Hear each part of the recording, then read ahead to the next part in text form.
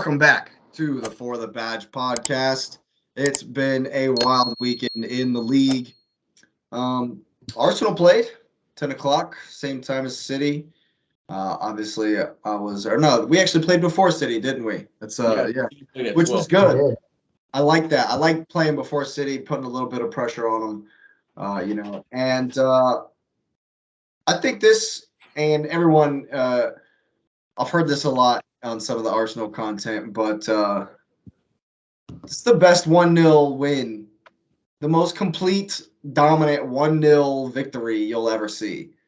Granted, it should be 3-0, and that's not a me complaining. That's not a me, being sore. Once again, we've been robbed of a goal on some absolute farcical joke of a call. Yeah. And not 4 minutes later, it's a WWE match in the box, and it's not even. They don't even. Not even close to a penalty. What am I talking about? But What do you know? You're not VAR. yeah, what do I know? Yeah, You're not credit. VAR. I don't want to waste time on VAR this for this game because the boys didn't. Right. Arteta didn't let them. Right. And we kept going. We got the goal. I will say that Trossard's finish Dirty. for the disallowed goal was sick. Dirty. And I love it. I love to see that. I'm very happy that they Both started goals. with Dirty. with Trossard, Martinelli, and Saka. And I thought that it was going to be Martinelli down the middle, but Trossard down the middle, playing that false nine role, was excellent. He maybe even man of the match in this one. He had a fantastic game. Dirty assist. The assist for Martinelli, fantastic. Dirty. He Martinelli's been getting stick because he's kind of gone out of games, and I would attribute that to Zinchenko's inverted role, and Martinelli gets a little bit isolated because Eddie is not the type of forward that is connecting. He's the type of forward that's getting on the end of it. He's in the right position in the box. But Trossard is dropping back. He's going out wide. He's cutting in. He's doing little 1-2s, and so I think it was a nice to freshen up the team. I think as far as tactically, I think it'll take them another couple of games, another couple of weeks to really kind of flesh out how efficient it can be. I don't think we created, as much as we could have in front of goal, but the defensive performance locked down. Like, I know Leicester didn't have James Maddison, and again, it's Leicester, but they didn't sit as deep. I'll give them this: they didn't sit as deep as they did when City came to town. I'll give them that. But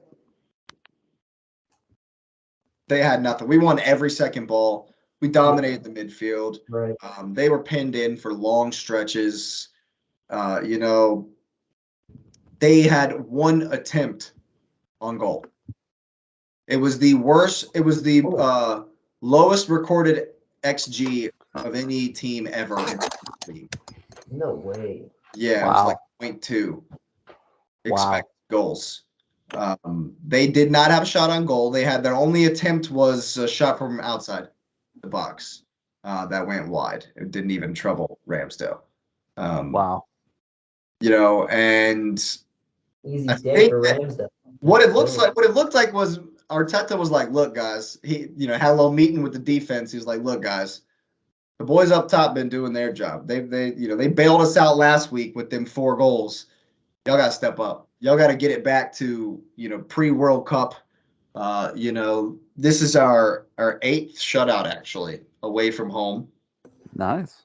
We only have 1 at home, which is worrying. But even though we tend to win at home, we tend to give goals as well. But, Yeah, this was just a definite blinding performance.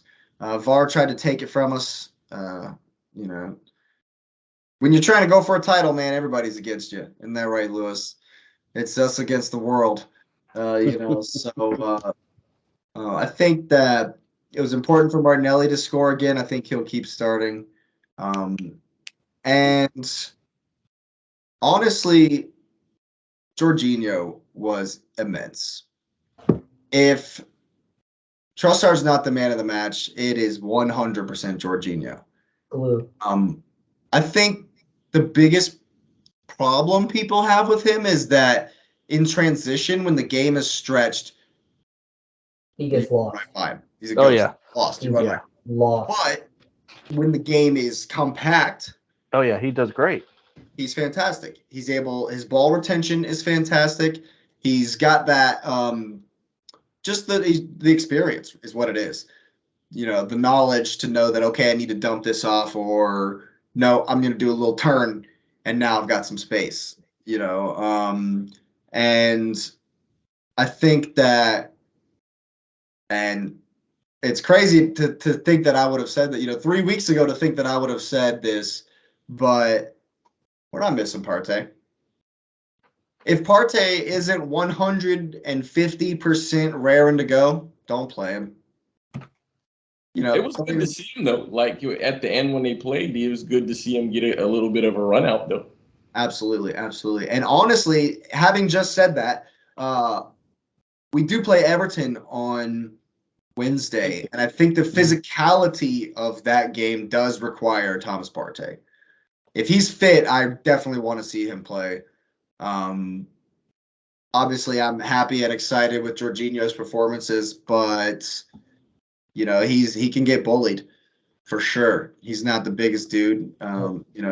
He's not going to ride 17 challenges like N'Golo Kante. I think the physicality of the game is going to necessitate Thomas Partey for sure. But yeah, like I say, not much else to say about the Leicester game. How does Brendan Rodgers still have a job? Because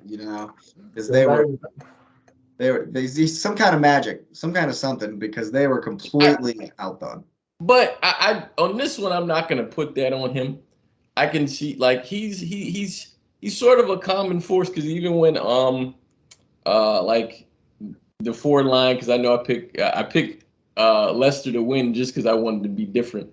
But Nacho, like he was out of form, he couldn't find the goal at all, and he didn't know what he was doing. But then they brought Vardy on to be the hack man, and he hacked. He did what he needed to do. So I think Rodgers understands the spirit of the team. I think they know who they are, and for them to only go to be 1-0, I think they'll probably take something away from that.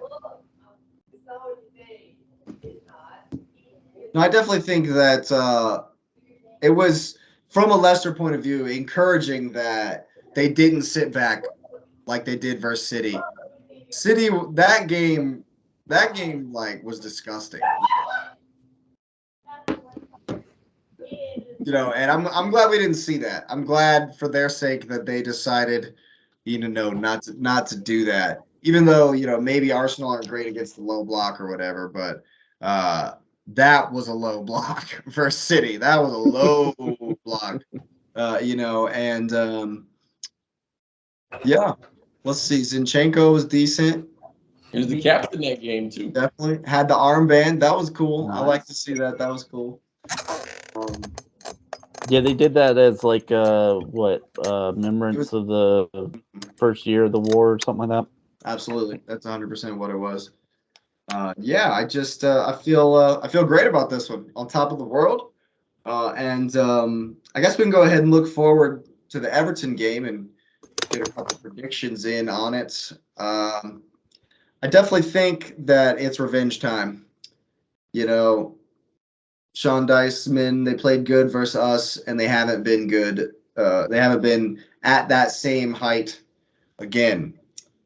So I'm definitely thinking we're going to win this one. I'm feeling pretty confident. I'm thinking Arsenal 2-0. Absolutely. All Especially right. if Partey plays, we'll be able to handle the physicality. It won't be as crazy of a physical game where we get bullied like we did away from home. Yeah, 2-0 to the Arsenal. The script writers say 2-2. Wow. Oh my god, Oh, this guy. Wow. script 2-2. writers. I'm going 1-0. And who? Tell me who's gonna score for Everton? Well, one will be an own goal by Arsenal. Oh, And A Wobie? the script writers, man. Stop it. Tamiyasu all day. It's the script writers, man. The script writers are on that. So, I got an own goal, right? Because they're at home. I got an own goal. And hold on, I'm gonna give you the second goal scorer in just a second. I'm gonna go with Damari Gray. Let's go with that. Ooh. Fair enough. I got an own goal and Damari Gray goal. I think Saka scores, and I think Zinchenko gets one. Ooh, he hasn't scored. Doesn't score for 5 years. Scores 1 goal for the Arsenal, and now we're backing him. Now we're backing him on the game. Yes, I love it. I think it's gonna be 2-2. Arsenal 1-0. 2-2. 1-0. Mm-hmm. Your 2-2 is recorded, sir. I'm gonna go 2-2. 3-1. Wow. Spicy. Maybe I should change my prediction since. You see goals in there. I'm not the only one who sees it. Yeah, but I think we've shored up. I think our defense is going to take some confidence from that performance on Saturday. I think we'll be able to shut them down. They can't score to save their lives, so which is probably what they're going to have to do this season. And I think we know what's coming. We should know what's coming. It was like 2 weeks ago, that we You would played them. think. So we know the low block's coming. We know the hack job's coming. The hatchets are coming out.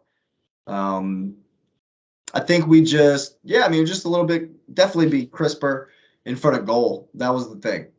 We've scored a fair number of goals since then. So I think,